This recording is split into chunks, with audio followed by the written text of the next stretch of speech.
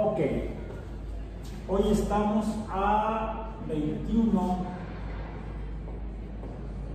de agosto de 2023 en Biomatemáticas 1 romano, 1 redondo. Bien. Y estuvimos estudiando, revisando la teoría axiomática de conjuntos con el fin de aplicar este cuerpo de conocimiento, esta descripción de la naturaleza.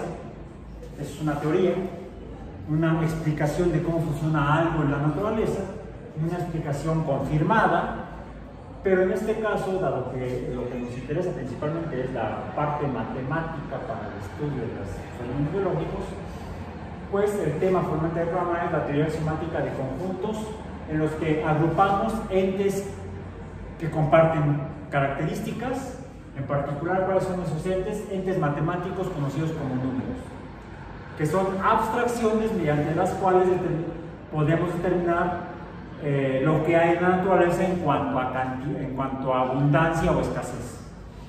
Hay poco, hay mucho, podemos ser más precisos y entonces hablamos de cantidades, y las cantidades las representamos mediante una abstracción de la cantidad, que es el número o los números. Los números representan objetos o cosas que pueden existir en la naturaleza, o incluso cosas que no existen en la naturaleza, como decíamos en alguna ocasión, duendes azules y hadas moradas. Entonces podemos contar cuántos duendes estamos imaginando, cuántos elfos, por mencionar un tipo de duende, o cuántas brujas se nos aparecen a medianoche, o pensamos que se nos aparecen en medianoche. O sea, ya no debo beber tanto. Ok. Bien. Bien. Entonces, eso con lo que representamos las cantidades son los números. Y hemos visto que hay diferentes tipos de números. Eso es lo que podemos agrupar: números que tienen características semejantes, los agrupamos en conjuntos y los distinguimos de otros grupos de números que tienen características distintas y semejantes entre sí, que los podemos agrupar en otros conjuntos. En general, podemos hablar de que existen conjuntos de números o conjuntos numéricos. Eso es formalmente el tema que está en el programa del curso de Matemáticas 1 de la División de Ciencias Básicas y Ciencias Biológicas y de la Salud, y el tronco general de unidades de enseñanza-aprendizaje. Bueno, los conjuntos numéricos los representamos como un conjunto. Hay una simbología que es lo que establece el concepto axiomático, tomado desde la filosofía, aplicado a la matemática. No es la primera ocasión que se usó el pensamiento filosófico para hacer desarrollo del pensamiento matemático. No fue John Bain el primero en hacerlo, al plantear, y Zermelo, al plantear la teoría axiomática de conjuntos. Ya, de hecho, en la fundación de la ciencia y en el avance de la matemática recientemente, pues ya otro filósofo matemático usó ese concepto para hacer todo un planteamiento matemático, que es la matemática de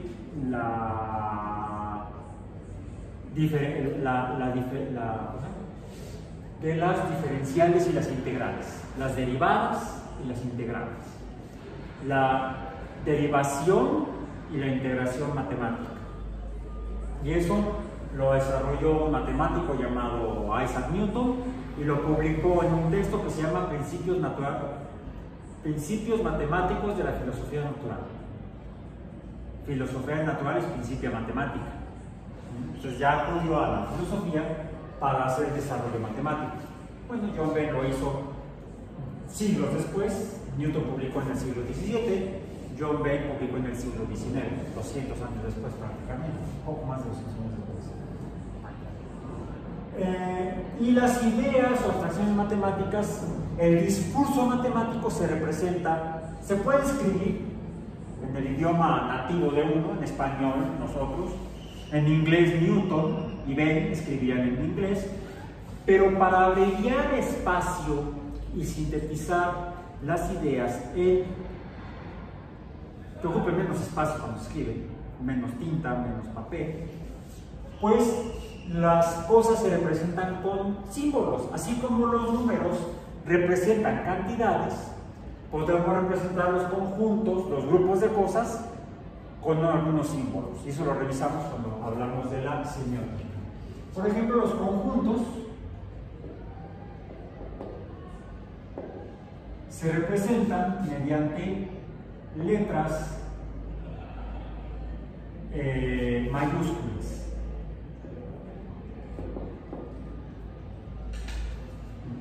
Letras mayúsculas en este caso de nuestro alfabeto latino. Por lo tanto, podemos representar un conjunto de números con la letra A, otro conjunto de números con la letra B. Serían dos conjuntos diferentes. ¿Qué significa eso? Que podríamos, los elementos, es decir, lo que contienen los conjuntos, los elementos que están dentro de los conjuntos, los representamos con otros símbolos, que serían las llaves. Entonces aquí tenemos dos símbolos para representar a conjuntos. Lo mismo, letras mayúsculas del alfabeto latino y lo que está entre llaves, abriendo llaves. Aquí son abriendo llaves y no llaves abriendo puertas.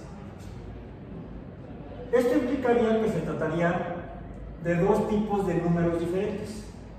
Podríamos decir que el conjunto A es el conjunto de los números 1, 3, 5 y 7. Es más, voy a poner otro por acá, voy a ampliar un poco el tamaño de los conjuntos, 9. Y el conjunto B, el de los números 2, 4, ya saben cuáles son. ¿Cuál sigue? 6, 8, 10. Está bien, ponemos el 10. Alguien diría el conjunto A es el conjunto de los números nones entre 1 y 10. El conjunto B es el conjunto de los números pares entre 1 y 10. Lo que está adentro de cada conjunto son los elementos. Estos son los elementos.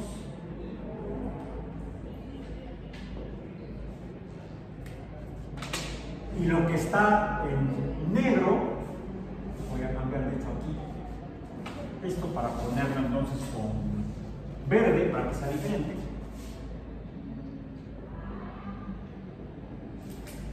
Lo que está en negro, no, ya me fastidió.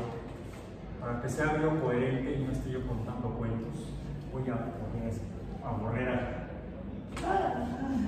Ay, apenas empieza la semana. A ver. 1, 3, 5, 7, 9. 2, 4, 6, 8, 10 serían los elementos de los conjuntos. Lo que está en negro representa conjuntos.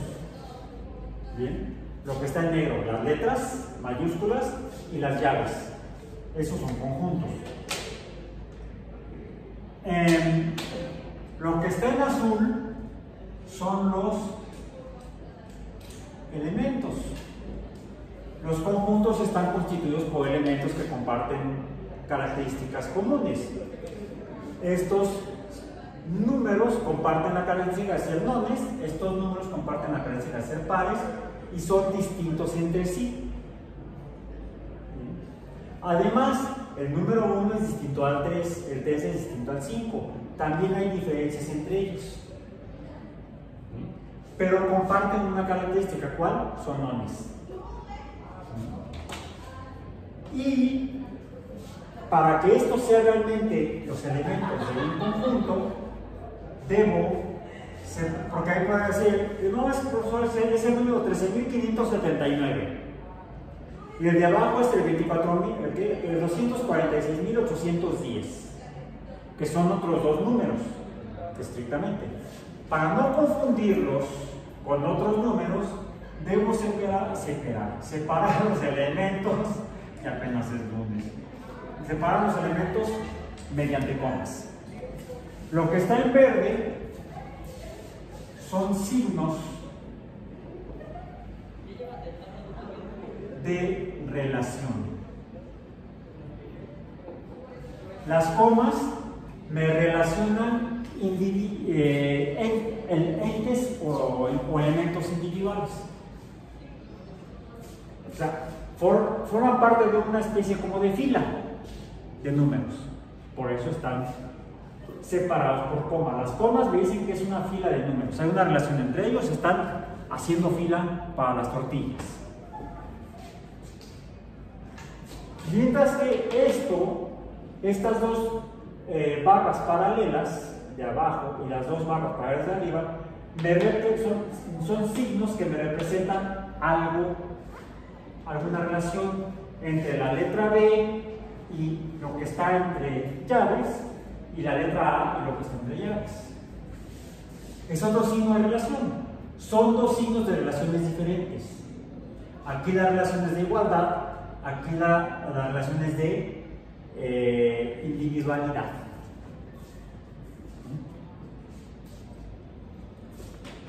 Ok. Esto es parte del lenguaje de la teoría axiomática de conjuntos. Si no son números, si son letras, debo hacer lo mismo. Los elementos serán letras, deberé separarlas por comas, y esas serán representables mediante una letra, para decir, es el conjunto de las letras fulanas y el conjunto de las letras sultanas. El conjunto A serían las letras consonantes y el conjunto B serían las letras vocales, por decir algo. Entonces, la teoría de conjuntos es aplicable a la organización de datos.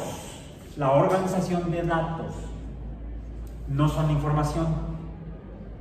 La información es la interpretación de los datos. La teoría de conjuntos nos permite organizar datos, sean datos numéricos, o datos sobre números, o datos sobre letras. Ya después tendremos que hacer la interpretación de esos datos, y esa interpretación es la información. Bueno, ok. Bien. Y esta es una representación de conjuntos. Bien, pues resulta que no es la única forma en la que podemos representar conjuntos, y en este caso incluso hasta conjuntos numéricos.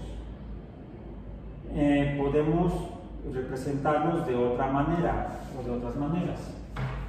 Mencionamos la forma, esta sería con símbolos de letras y otras cosas. Letras, barras, comas, llaves, son símbolos para representar conjuntos y todo lo que hay en ellos. Otra forma de representarla, no de representación alfanumérica, podríamos decir. ¿Por qué alfanumérica? Porque estamos usando letras del alfabeto. Y, por ejemplo, el número de elementos. Si fueran letras, por eso, bueno, el conjunto A tiene 5 elementos, el conjunto B tiene 5 elementos también. Estamos usando el concepto de número para describir lo que hay en conjuntos.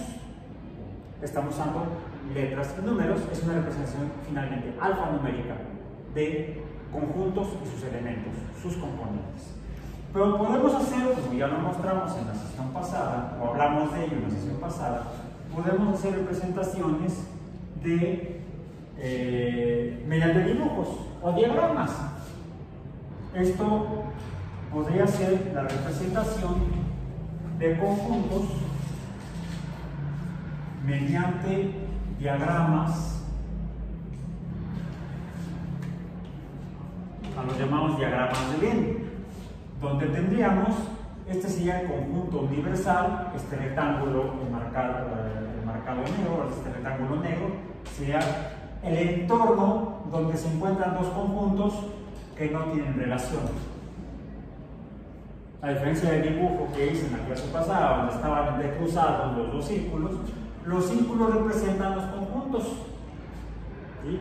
Aquí no uso la tinta negra porque regularmente solemos usar dos colores cuando usamos los diagramas para representar conjuntos desarrollados por John Benny, matemático de inglés del siglo XIX. Bien, donde los elementos de ambos conjuntos nos tendríamos que decir: el conjunto A sería este y el conjunto B sería este. Bueno, tenemos que explicitar los elementos de cada conjunto. En el círculo A, ¿qué es lo que hay? El 1, el 3, el 5, el 7 y el 9. En el conjunto B están el 2, el 4, el 6, el 8 y el 10. Esto es igual a esto. Es una representación alfanumérica, una representación gráfica. Esta es una representación gráfica. Esta dijimos que es alfanumérica.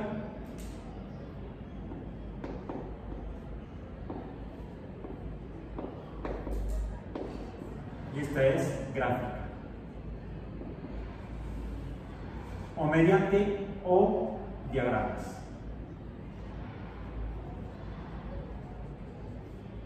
Estos son, obviamente se llaman representaciones de diagramas de John Benny o simplemente diagramas de Benny.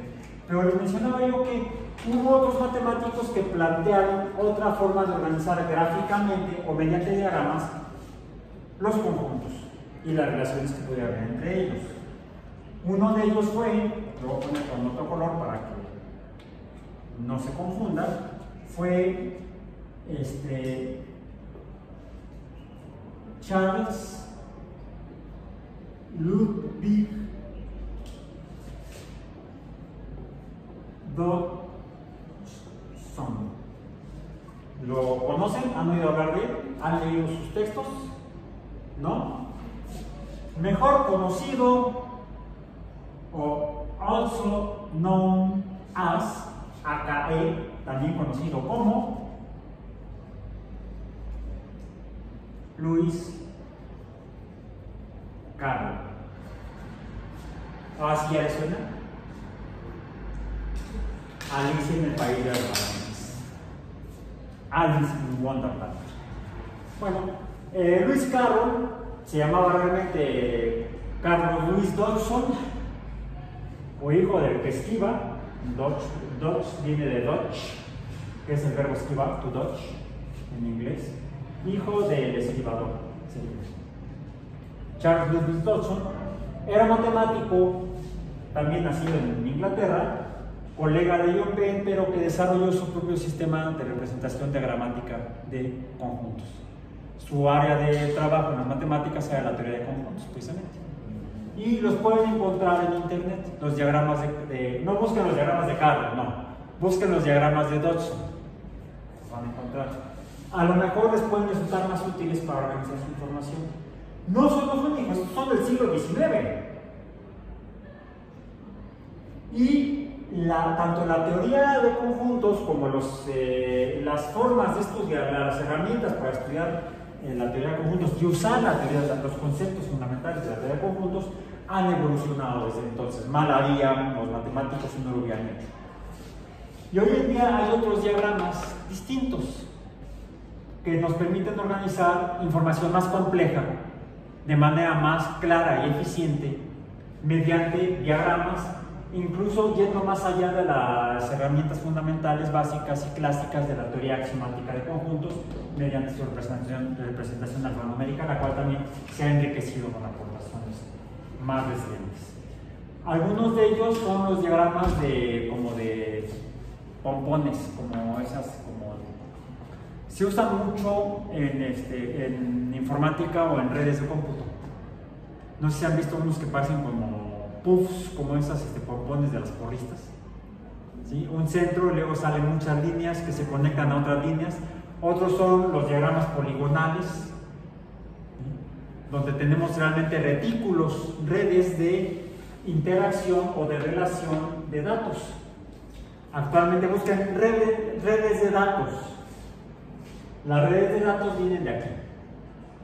Estamos hablando de más de 100 años de evolución teórica matemática, ¿sí? De teoría de conjuntos. Bueno, entonces, cerramos la sesión pasada planteando, usando el lenguaje de la teoría axiomática de conjuntos para plantear una relación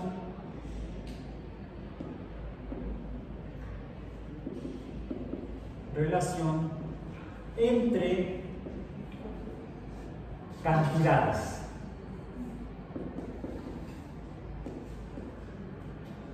Cantidades cambiantes, vamos a poner.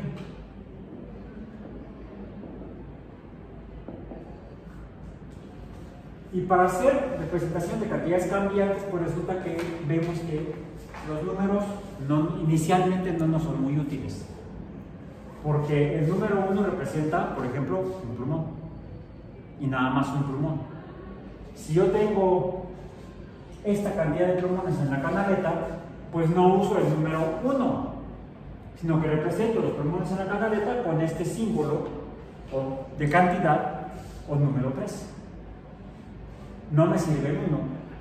Y ahí hay tres plumones, mientras que aquí hay 1. Hay ocasiones en las que ocurren fenómenos en la naturaleza en que la cantidad de elementos o entes en algún fenómeno, si nos absorbamos y los contamos, determinamos que hay tal vez 2 elementos en algún lugar, de algo que nos interese. Nos distraemos y cuando volteamos ya no son 2 elementos los que hay en ese lugar que nos interesaba y cuyos elementos no estamos interesados en conocer, sino que ya la cantidad cambió, la cantidad es otra, digamos tal vez 4, ya hay más. Podría ser al revés, que fueran menos, en lugar de 2 ya nada más queda 1. ¿Quién se llevó el otro? O ¿por qué hay más? ¿Por qué hay más? Y a veces esos cambios en cantidades, los cambios en cantidades,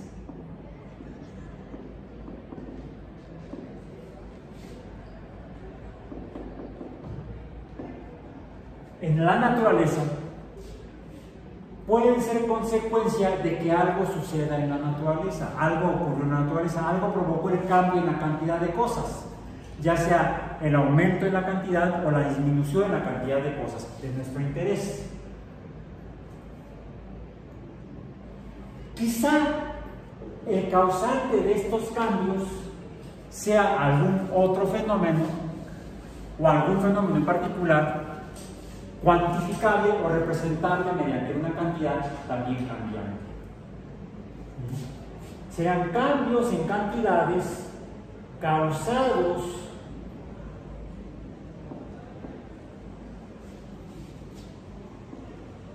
por otras cantidades.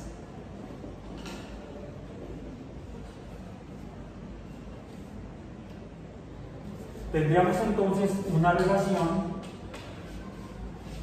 entre 2 cantidades diferentes.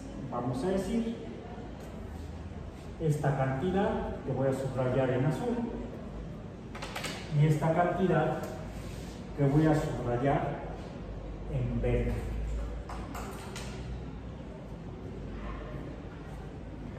Esto implica que puedo entonces yo puedo representar las cantidades que cambian mediante los números que van cambiando representando la abundancia o escasez de objetos y cómo se va modificando esa abundancia o escasez. Entonces puedo usar los números para representar esta relación, y la voy a subrayar con rojo, esta relación entre la cantidad cambiante azul y la cantidad cambiante verde. Bueno, para no seguirme peleando con las tapas de los plumones, ahora voy a usar nada más el negro para que sea un poco más ágil aquí el asunto. Yo puedo usar símbolos para representar estas dos cantidades cambiantes. Y normalmente usamos símbolos que son letras del alfabeto latino. Típicamente son dos. Digamos que la cantidad que causa el cambio, o sea, esta de aquí, este cambio es causado por otro. Esta es la causa. Esta cantidad causa el cambio en esta cantidad. Esta la representamos con la letra X. Y a la que se ve afectada y cambia cuando cambia X, la representamos con la letra Y.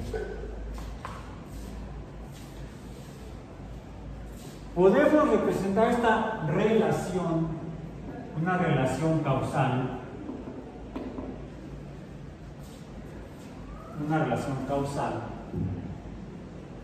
y esa relación la podemos representar aquí igual que igual. Podemos decir que entonces Y tiene la relación, esta cambia, si cambia esta de acá. Si esta no cambia, esta no cambia. Si X no cambia, la cantidad de X no cambia, la cantidad Y tampoco cambia.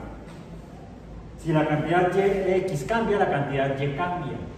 O sea, la cantidad Y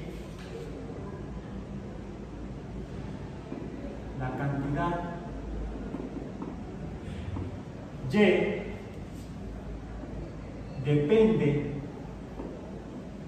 de la cantidad X. Y pongo más cancha para no encimarme. Y depende de X. Por ejemplo, lo que escribimos al final de la sesión pasada, en el enunciado. Para cada X hay una cantidad de Y tal que la relación, los cambios causados por X en Y tienen cierto patrón de comportamiento. Lo puedo representar mediante los símbolos de la teoría axiomática de conjuntos, que fue lo que hicimos. Decíamos, el enunciado dice, para cada X hay exactamente una y tal que si X es negativa, es un número negativo, Y va a tener una cantidad o número positivo. No, dejámoslo así, sin cantidad, sin el signo. Si para cada que hay un valor de X, hay exactamente un valor específico de Y. Nada más, así digamos. Lo puedo escribir así. Para cada X hay 1 y solo 1 valor de Y, tal que X es igual a Y. Esto es estrictamente cuando tengo una dependencia de una cantidad numérica que depende su cantidad de otra cantidad, Y depende de X. Esto es lo que se define como una función. Y así la podemos describir de manera simple, coloquial, en el idioma español, una función, cuando la cantidad Y depende de la cantidad de X. Así. El lenguaje de teoría axiomática de conjunto lo debo escribir aquí así. Esto es una función, pero escrita con el lenguaje de la teoría axiomática de conjuntos, TAC. e incluso por el valor más bien por la descripción que dice entre este paréntesis, hay solamente un valor de y y no otro, es que esto es realmente una función. Si lo escribiera de manera diferente, es más, hasta lo voy a decir, ahora sí por última vez voy a usar otro color de plumón. ¿Cuál es el que he usado menos? El verde. Puedo usar el verde. Si yo escribo esto así, para cada X hay un valor de Y tal que X es igual a Y, ¿cuál es la diferencia? ¿Cuál? No es un como signo de admiración. ¿Sí? Por eso le puse el puntito, no es mancha, es un punto. ¿Sí? El simplemente no escribir aquí abajo, no explicitar, no representar este símbolo aquí, me cambia el enunciado, me cambia la oración. Ya está lloviendo, qué bueno que estamos en clase. Esperemos que termine la lluvia antes de que termine. Justo cuando terminemos clase. O un poco antes, pues. Bien. Esto significa otra cosa diferente, porque tiene una palabra menos. Para cada X hay un valor de Y tal que X es igual a Y, pero aquí lo que me dice es que ese valor puede ser diferente. Es un valor, puede haber más de un valor de Y para cada valor de X. Esto entonces ya no es una función, es una ecuación.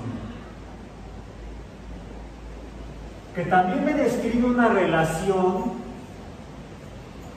entre cantidades. Pero hay una diferencia fundamental, por eso es que esta es función y esta no es función. Este signo de aquí. Para cada X hay uno y solo un valor numérico de Y. Y no hay otro. Tal que X es igual a Y. Si está esto, se trata de una función. Si no está, no es una función, sino que es una ecuación. Por cierto, pueden ser iguales. En un momento dado pueden ser iguales. ¿Y saben qué voy a cerrar la ventana? No precisamente era, porque están viendo el ruido de la lluvia. Ahora son personas ahí gritando, bailando, cantando. Además son unos poquitos en una hora muy tampoco. No hay problema de que estemos aquí amontonados y podamos estar ahí pasando mucho tiempo raros.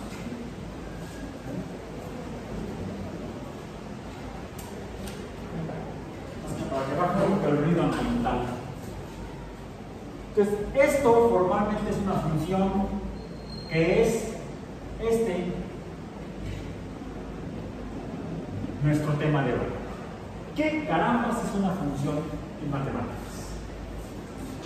Una función es una relación entre cantidades cambiantes.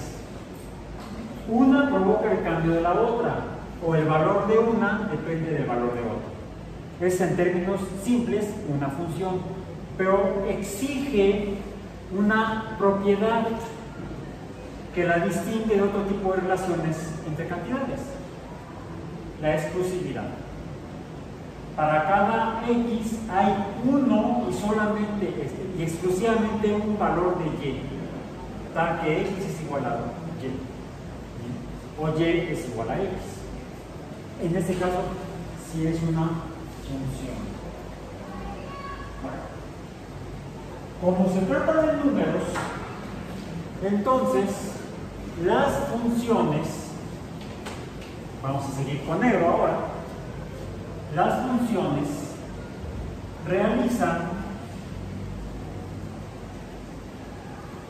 operaciones numéricas o entre números.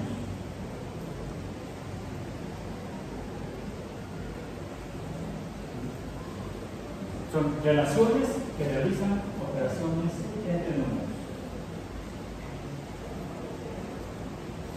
Pongamos, por ejemplo, Y a esto se refiere precisamente. Por ejemplo,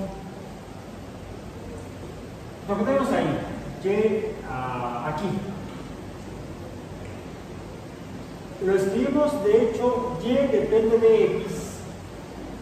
Lo escribimos así. Y es una función, perdón, no, al revés, estoy escribiendo mal, qué bueno que no copiaron, qué bueno que lo borré más rápido. Soy el borrador más rápido del oeste. Y es, el valor de y depende de x, el valor de y, también lo podemos decir, el valor de y está en función de x. Y se escribe, está en función de x.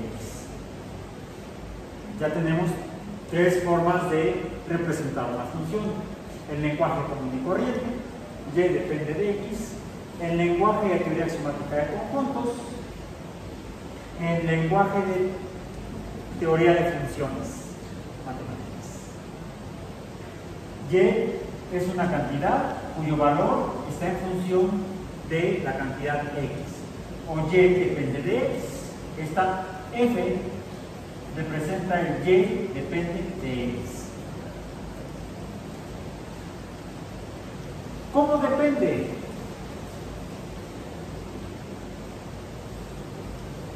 Podemos hacer una representación para... bueno, de hecho tendría que ser así. Y depende de x o, ya está allá arriba, y es igual a x.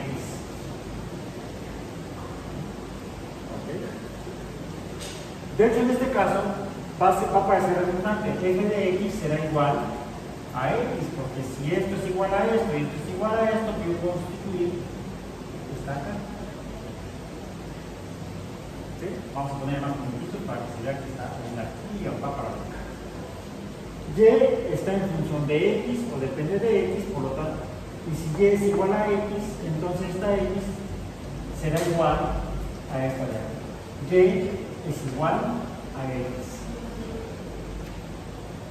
¿Cómo sé que esto es cierto? Debo hacer la operación numérica. ¿Cómo la hago? La represento. Hay varias formas de representar. De hecho, ya está representada ahí.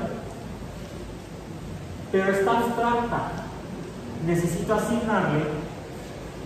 Debo asignar valores numéricos a x para hallar, y pongo hallar porque tengo menos letras, también hay cantidad de letras, puedo cuantificar las letras. En cambio, si pongo encontrar, son 7 letras, y hallar son 1, 2, 3, 4, 5, 6 letras, una menos, ya es ahorrar. Hallar a los valores de y. Debo asignar valores numéricos a x para hallar los valores numéricos de y. ¿Qué? Ok. ¿Cómo lo puedo hacer? Lo puedo hacer en forma de... así no para ahorrar tinta, cambiar tinta. Vamos a ponerlo con tinta azul.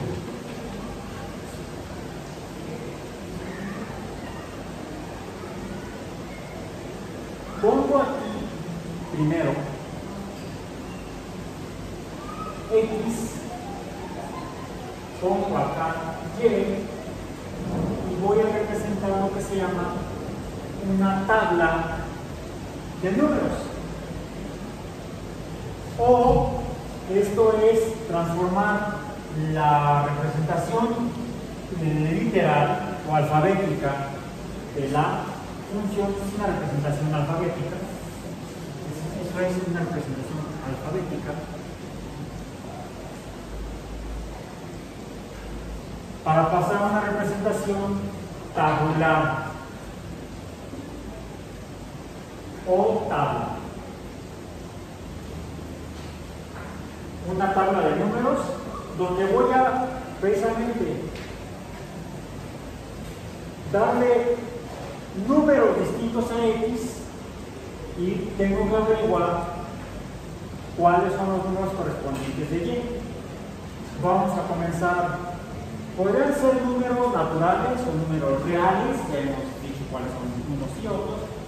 Comencemos con números reales. Comencemos con números muy pequeños, o más bien, no pequeños, sino negativos. -3, -2, -1, 0, 1, 2 y 3, perdí una H.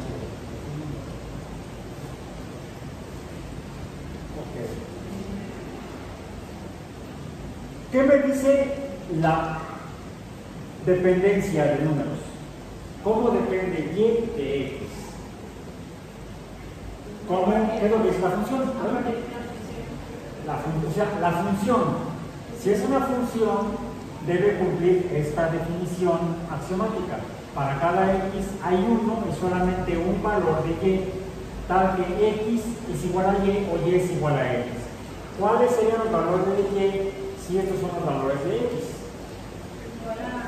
Pues si X es -3 y Y es igual a X, entonces Y debe ser -3.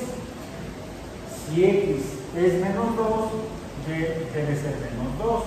Si X es -1, Y debe ser -1.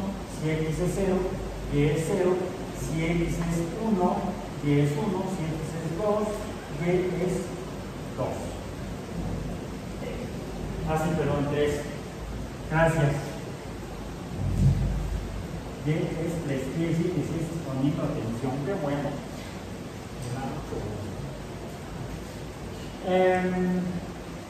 Esta es una representación tabular o de tabla.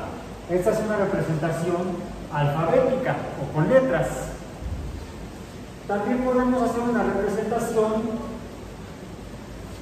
gráfica, pero no con los diagramas de Venn ni de Dawson ni los otros que mencioné, sino podría ser una representación, en este caso, debida a un matemático del siglo XVII, XVIII, él fue contemporáneo de Newton, si no me equivoco, quizá un poco anterior, francés, René Descartes, Descartes en español o Descartes en francés, así de Descartes, porque la R es natural.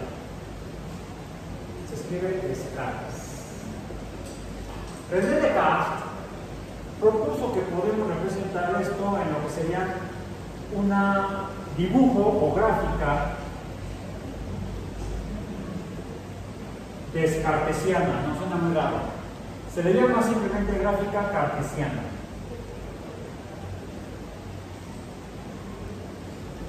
Esta es una S, aunque no parezca, una I, cartesiana. Donde en líneas perpendiculares represento en la línea horizontal los valores numéricos de X y en la línea vertical perpendicular a la que representa los valores de X representa los valores numéricos de Y.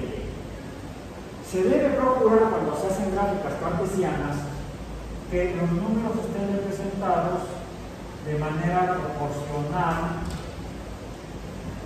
equidistante, puedo tratar de hacerlo lo más proporcional y equidistante en los dos ejes cartesianos. Ok. La primera rayita horizontal me representa el valor numérico de +1, +2, +3, +4, +5, por ejemplo, puede ir más allá. O tendría que ir a valores negativos en la vertical horizontal. Por cuestión de espacio y tiempo no lo voy a hacer. Me voy a quedar más con los que seguirían. Si X valiera, el valor numérico de X fuera 4, ¿Cuál sería el valor numérico de y? Pues 4. Hagámoslo aquí. En la línea vertical, perpendicular a X, serían las 10, 1, 2, 3, 4, 5, etc. Podemos representar la relación, y por eso lo ponía ahora básico negro, entre la cantidad X y la cantidad Y, asignando los valores de la tabla. Voy a partir del 0, es más, ya puedo poner valores negativos de al menos -1 y -1. Aquí sería -1 en Y, no en X en la alternativa, y aquí sería -1 en Y. 1 por debajo de la horizontal sería -1, 1 a la izquierda de la vertical sería -1 en -X. Y aquí seguiría menos Y. ¿Okay? Puede haber entonces valores positivos de Y, positivos en X y valores negativos en Y y negativos en X. Los números reales, simplemente. El conjunto de los números reales me sirven para representar esto. Cuando X vale -1, ¿cuánto vale Y? -1. Ahí está. Cuando X vale 0, Y vale 0. Cuando X vale 1, Y vale 1. Cuando X vale 2, Y vale 2. Cuando X vale 3, Y vale 3. Cuando X vale 4, Y vale 4. Cuando X vale 5, Y vale 5, etc. ¿Sí? Y lo que encuentro es que existe, puedo trazar una línea que junte a los puntos que relaciona a los valores de X a los valores de Y. Esto yo no lo veo ahí. La tabla me sirve para representar las relaciones numéricas en una función. Sería una representación tabular de una función. Pero yo no veo claramente cuál es la relación entre ellas. Para ver la relación entre ellas, además, déjenme, voy a volver a hacer aquí otra cosa. La voy a quitar como está en azul. Porque ahorita voy a hacer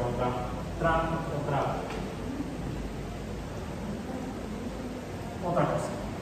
Entonces aquí estaría menos 1, más 1, más 1, más 2, más 2, más 3, más 3, más 4, más 4, más 5, más 5. Esta sería la relación o función. Esta línea es la función de X igual a aquí. Esta es la función. La raya es la función. Esta es la representación gráfica cartesiana de la función f de x igual a y. ¿Bien? La voy a poner hacia la... Sí, está bien ahí. Hacia la derecha. ¿Por qué? Porque puede haber fenómenos en los que cuando cambia un valor de una cosa, cambia el valor de otra cosa que esté relacionada con ella. Y la relación es, digamos, 1, 1, 2, 2, 3, 3, 4, 4 en este caso. Aquí hicimos que la relación es 1 a 1. Pero ¿qué sucedería? Y voy a hacer aquí la relación tabular, la representación tabular. X, Y, si se ve, si sería ahí en la cámara. ¿Okay? Y resulta que en esta nueva tabla tengo, cuando X vale menos 1, cuando X vale menos 1, Y vale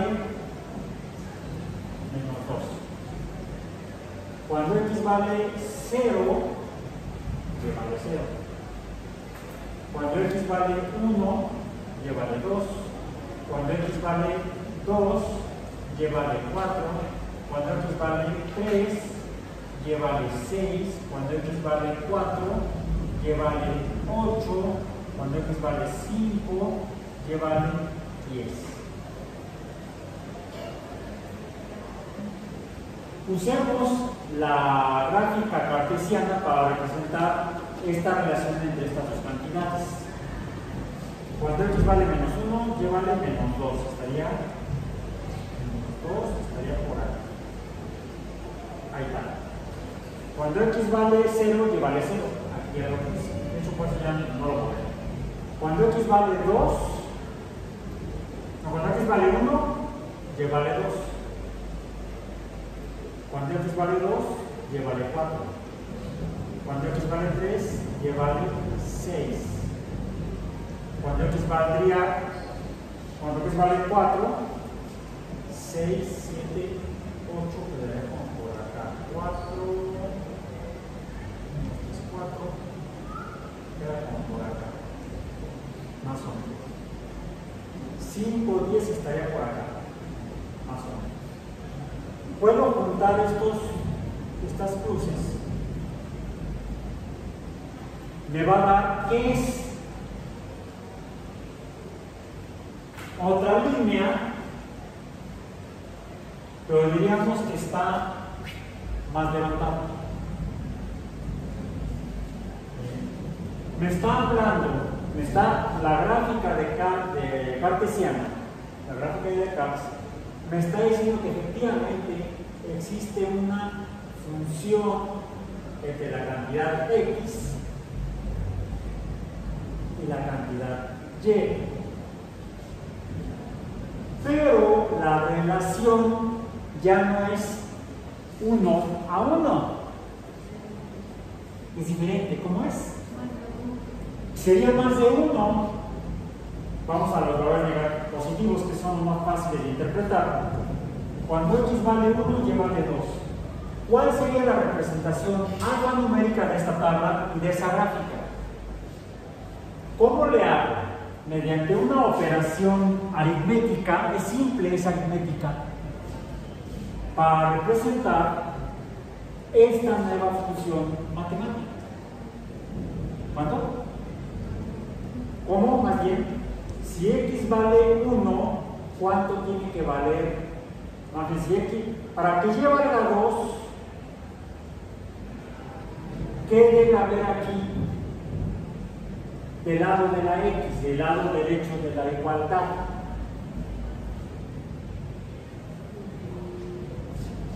Probemos con el número 2. Un número, que este número no cambia, es constante, no cambia, mientras que y x sí cambian. Y x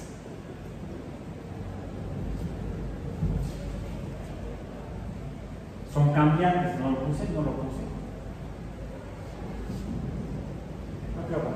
Son cambiantes. Cambian. Aquí está cambiando. Menos 3, menos 2, menos 1, menos 2, menos 1.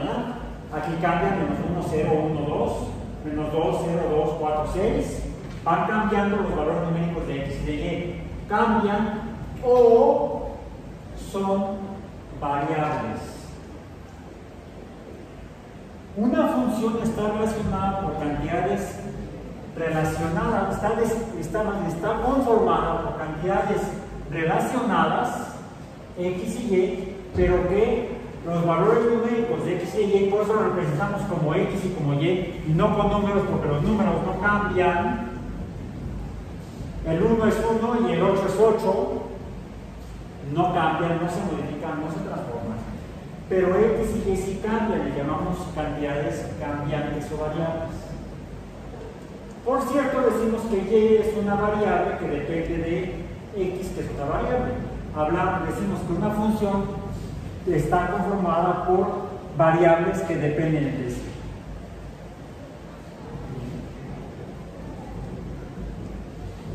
Y la relación entre ellas puede depender de otros números, como este que no cambia, que es una constante.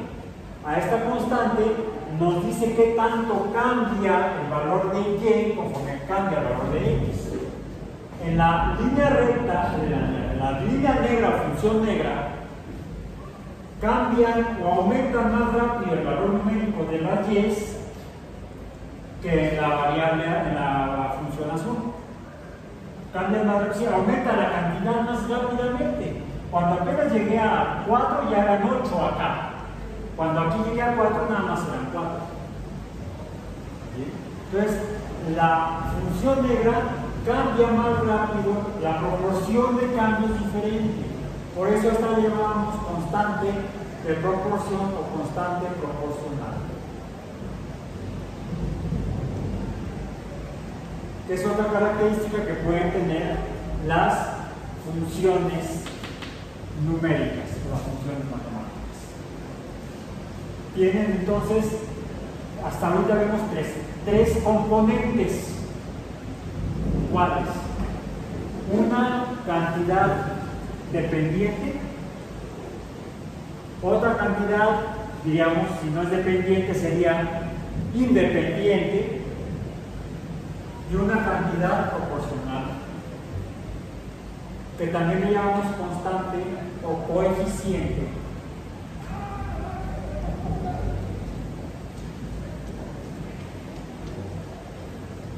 Proporcional o de proporcionalidad. Y de hecho, este número estaría aquí multiplicando a la x menos 1 por 2, menos 2, menos 2 por 0, 0. 2 por 1, 2, 2 por 2, 4, 2 por 3, 6, 2 por 4, 8, 2 por 5, 10. Eso se los enseñaba en la primaria, pero les hicieron que lo memorizaran. Lo que no les dio en la primaria fue que podían hacerlo en forma de una función. Tuvieron que esperar hasta la secundaria para que les mostraran esto. Es el primer momento en la educación escolarizada en México en el que uno se encuentra con funciones matemáticas. La pregunta es: ¿por qué lo estamos viendo ahorita? ¿Por qué? Porque la idea es recordarlo para poder usarlo. ¿Y en qué lo usamos? Alguien dirá: bueno, es que mencioné hace rato que otro matemático inglés contemporáneo de Descartes, de Isaac Newton, desarrolló aquí. Pues sí,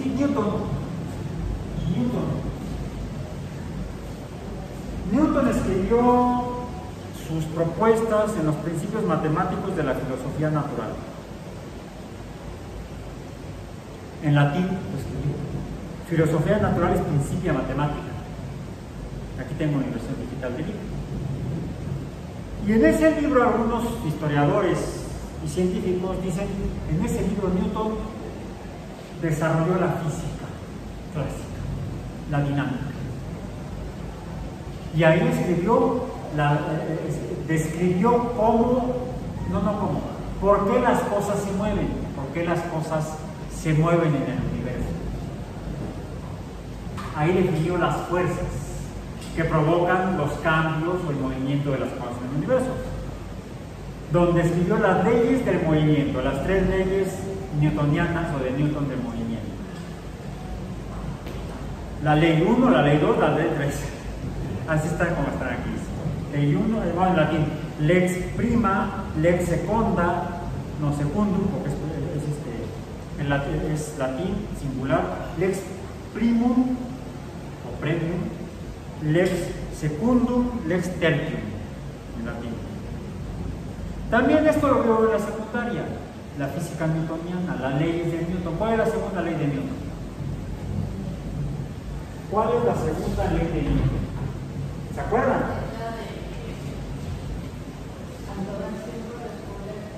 Esa es la tercera, la ley de acción-reacción.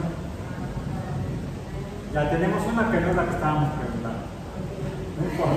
Está bien, nos acordamos de todas. Lo voy a escribir en verde, está bien.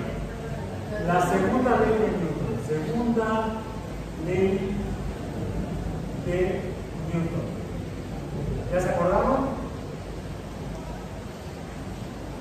Es la de la fuerza. La de la fuerza. La fuerza son las causantes del cambio en la velocidad.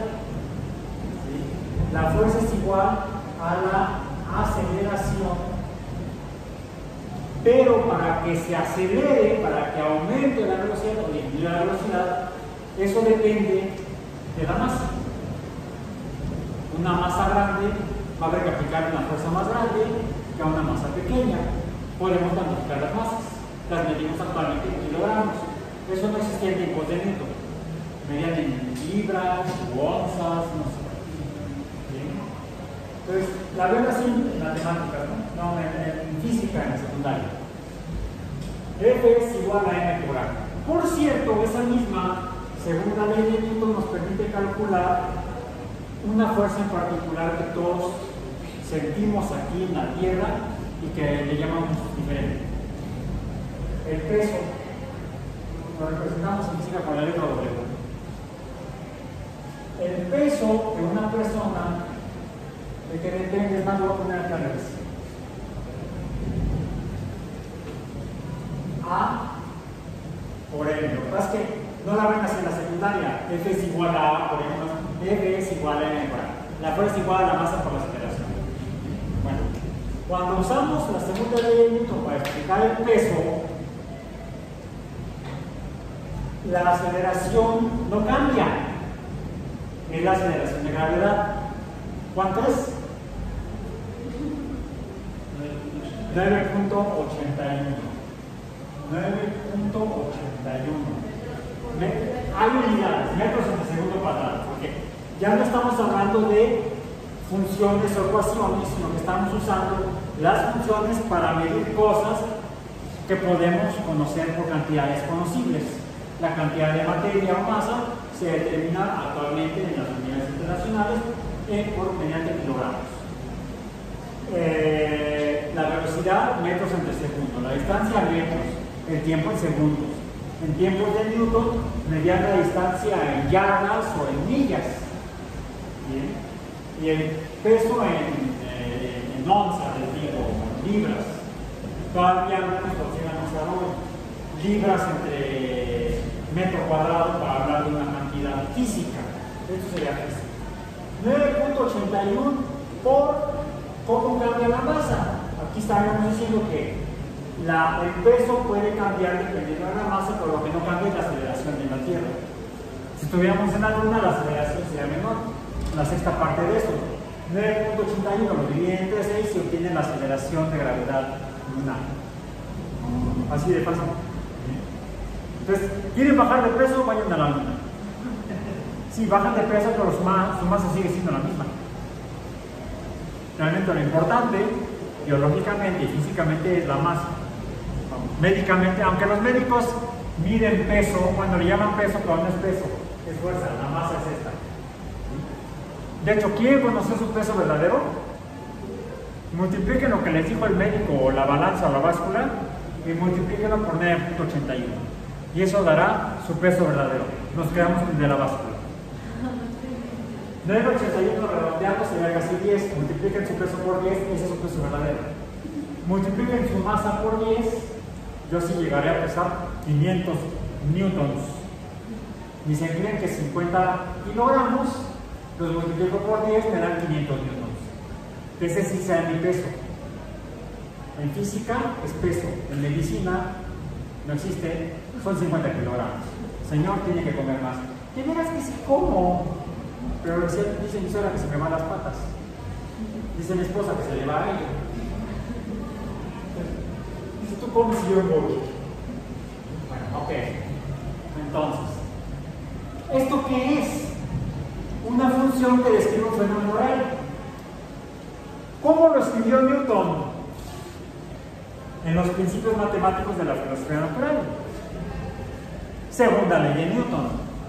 Mutazione del motus proporzionale esse dimotrici imprese et fieri secundum lineam recta qua stila imprimitur. No lo escribió así. De entrada lo escribió en latín. Y además lo escribió en lenguaje coloquial. Luego lo escribió en inglés el libro y está en inglés. ¿Sí? También ahí tengo por ahí la ejemplar. Entonces, ¿la matemática qué es?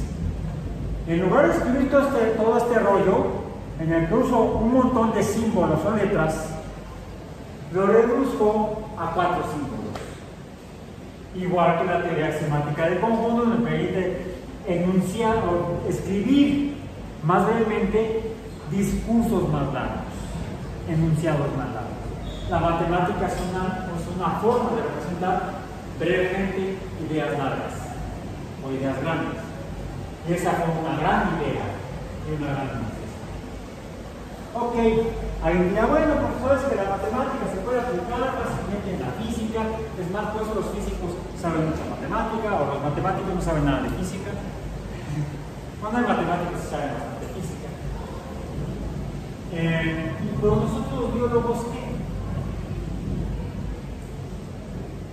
Ya leyeron y leímos y leyó Mendel ante los botánicos su texto y nadie le entendió. Bueno, nosotros ya lo leímos y le entendimos mejor porque ya estamos más de 100 años después. Pero no solo eso. No solamente el segundo paradigma o el tercer paradigma de la biología, cronológicamente hablando, fue postulado con un formato o en forma matemática. Incluso el segundo paradigma fundacional de la biología, o la teoría de la evolución,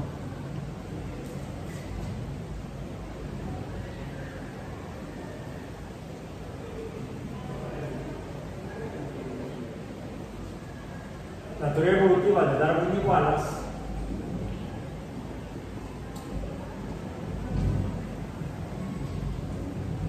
la teoría de la evolución por selección natural, ¿qué describe? ¿Qué dice en términos simples? Lo que explica la teoría evolutiva, porque recordemos que una teoría es una explicación de algo en la naturaleza. La teoría de la evolución por selección natural, postulada por Darwin y Wallace, redactada extensamente por Charles Darwin, lo que nos dice es cómo se forman las especies, cómo surgen las especies a lo largo de la vida, de la existencia de la vida en la Tierra. Cómo se forman.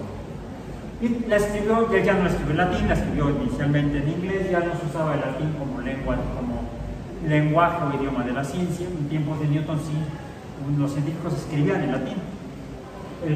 Previamente hubo alguno, de hecho, precursor de Newton, con cuyas ideas trabajó Newton, que sí escribía en latín, pero nada más por dar la contra, por joder, dirían por ahí los maturros, escribió en italiano, Galileo.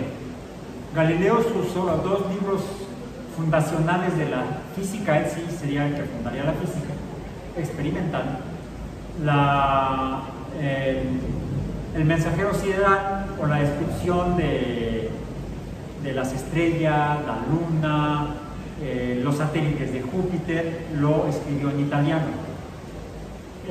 La descripción de cómo cambian las cosas, cómo se mueven las cosas, cómo caen los objetos, Newton trabajó con eso, de aquí esta aceleración de 9.81. Quien descubrió este número realmente fue Galileo, un siglo antes, bueno, en el mismo siglo, pero a principios del siglo XVII. Lo escribió en italiano, en los diálogos sobre 2 nuevas ciencias.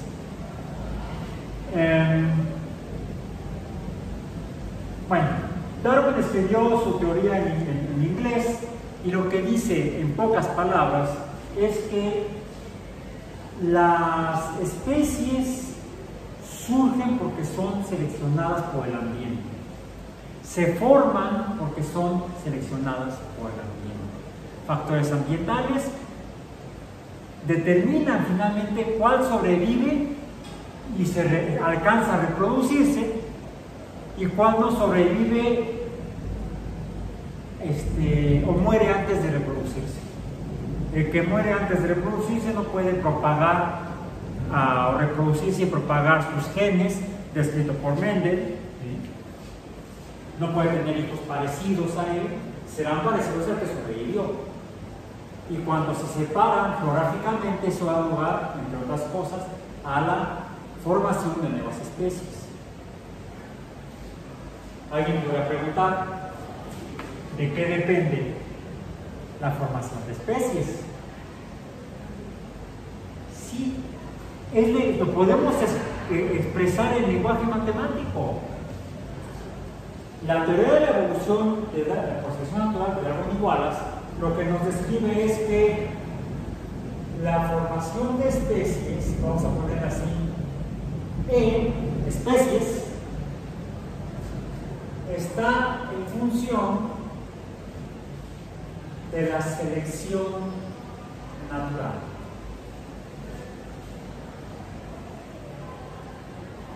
Todo un volumen de no sé cuántos cientos de páginas reducido a unos cuantos caracteres.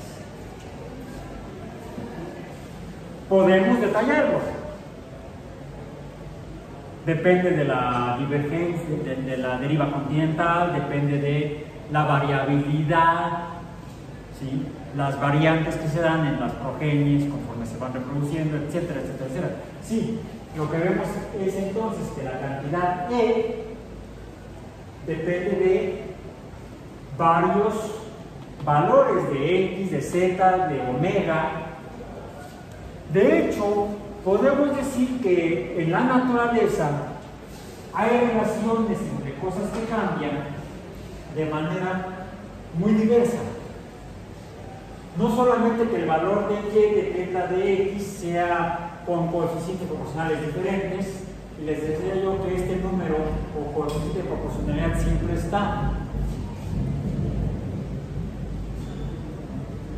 Ahí está. Bueno, es más, tendría que escribirlo o pintarlo no con verde, sino con azul. El coeficiente de proporcionalidad en esta relación es igual a 1. Menos 3 por 1, menos 3. Menos 2 por 1, menos 2. Menos 1 por 1, menos 1. Menos 1 por 0, 0. 1 por 1, 1. 1 por 2, 2, etcétera, etcétera. El coeficiente de proporcionalidad es 1. Siempre está, siempre existe, aunque no lo escribamos. Aquí lo que hice fue hacerlo explícito. Normalmente aquí en el paréntesis digo, cuando el coeficiente de proporcionalidad en una función matemática es igual a 1, lo dejamos implícito. Es decir, no lo escribimos. Si es distinto de 1, puede ser 0.9, que ya no es 1. Si es 1.1, que ya no es 1, entonces tengo que hacerlo explícito. Debo escribir. Primera característica de la representación alfanumérica, ya no solamente alfabética, sino alfanumérica de una función. Esta es la representación alfanumérica de la función. Bueno, la otra es que pudiera suceder que el valor de Y, lo voy a poner un poco en otro color para no confundirnos con rojo, para que se note, puede haber funciones, es decir, valores de Y, cuyo valor dependa no solamente de la cantidad de X, sino de otras cantidades cambiantes en el fenómeno. Por ejemplo, Z. Y puede haber más. A estas las llamamos funciones Y, que dependen de varias cantidades variables o funciones de varias variables. Bueno, no se asusten, nos vamos a quedar solamente trabajando el resto del trimestre con funciones de dos cantidades. ¿Sí? Y con esto terminamos nuestra sesión del día de hoy.